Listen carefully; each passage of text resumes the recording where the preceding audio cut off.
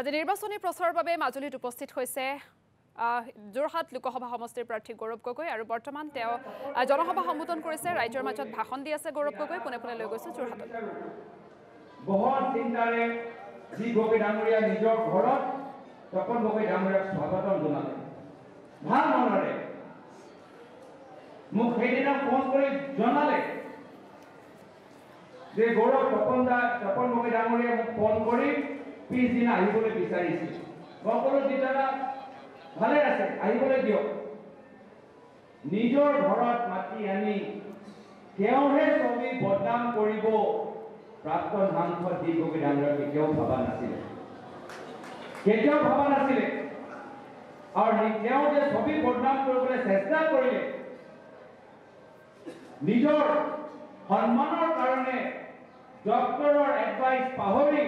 cataract সাৰ্জাৰী হৈ যোৱাৰ পিছতো তেওঁ যোৰহাটৰ ৰাজীৱ ভৱনত গৈ এটা ৰাজহুৱা সংবাদমেলত ক'লে যে মই আজি কংগ্ৰেছ দলৰ এজন সাংসদ গৌৰৱ গগৈ লৈ মই গৌৰৱ অনুভৱ কৰোঁ তেওঁ ক'বলৈ